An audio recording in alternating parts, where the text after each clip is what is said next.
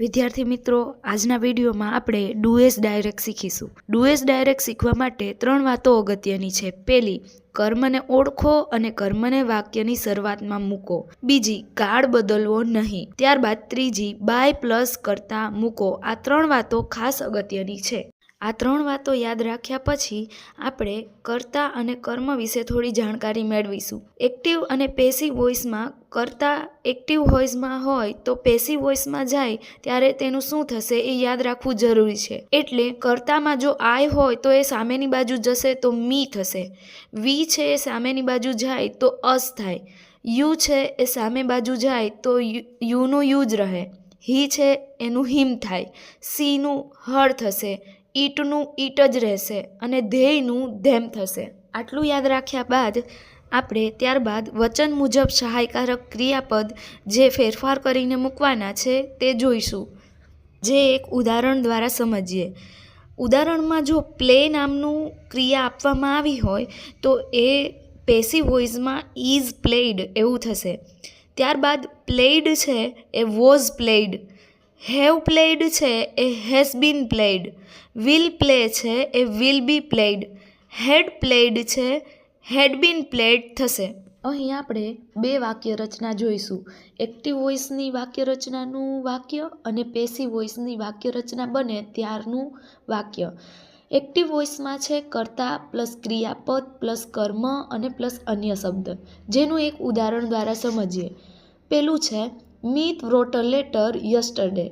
જ્યારે આપણને વાક્યમાં કર્મ ખબર ના પડે ત્યારે આપણે કર્મને શું વડે પ્રશ્ન પૂછીશું. અહીં આ વાક્યને આપણે શું વડે પ્રશ્ન પૂછીએ તો મીત wrote a letter yesterday. મીતે ગઈકાલે શું લખ્યું? આપણને જવાબ મળે છે કે પત્ર લખ્યો. હવે આપણે પત્રથી જવાબ લખવાની શરૂઆત કરશી. અ લેટર wrote છે એટલે એનું વોઝ રિટન બાય પ્લસ કરતા એટલે બાય પ્લસ મીત અને છેલ્લે અન્ય શબ્દ એટલે યસ્ટરડે. અહીં આપણે એક પેરેગ્રાફ ઉદાહરણ દ્વારા સમજીએ. પેરેગ્રાફનું પ્રથમ વાક્ય છે પરેશભાઈ રન્સ અ ગ્રોસરી શોપ. આપણે હરેક વાક્યને કર્મ જાણવા માટે શું વડે પ્રશ્ન પૂછીશું. અહીં આપણે આ વાક્યને શું વડે પ્રશ્ન પૂછતા આપણને શું જવાબ મળે છે જોઈએ. પરેશભાઈ રન્સ અ ગ્રોસરી શોપ. પરેશભાઈ શું ચલાવે છે? આપને જવાબ મળે છે કે ગ્રોસરી શોપ, એટલે ગ્રોસરી શોપ આપણું કર્મ થયું. નીચે તમે જુઓ બીઇંગ લાઇક ધીસમાં જવાબ લખવાની શરૂઆત કરી છે. અ ગ્રોસરી શોપ રન્સનું શું થઈ જશે? Is run. ભૂતકૃદંતમાં રનનો સ્પેલિંગ છે RUN, રન જ રહે છે. બાય પ્લસ કરતા એટલે કે બાય પ્લસ પરેશભાઈ. ત્યારબાદ બીજું વાક્ય જોઈએ. હર વાઇફ ઓલ્સો હેલ્પ્સ હિમ. બીજા વાક્યને શું વડે પ્રશ્ન પૂછીએ કે તેમના વાઇફ તેમને શું કરે છે? તેમના વાઇફ તેમને મદદ કરે છે. એટલે આપણે એ વાક્યનો જવાબ લખીશું હરની જગ્યાએ હિઝ વાઇફ એટલે કે તેમના પત્ની his wife also helps him. ત્યાર પછીનું વાક્ય છે they keep all the things well. તેઓ બધી જ વસ્તુઓને સારી રીતે રાખે છે. અહીં આપણે પ્રશ્ન શું વડે પ્રશ્ન પૂછીએ તેઓ શું રાખે છે તો કે બધી જ વસ્તુઓ સારી રીતે રાખે છે. એટલે બધી જ વસ્તુઓ એ આપણું કર્મ થયું. કર્મને વાક્યની શરૂઆતમાં લખીએ.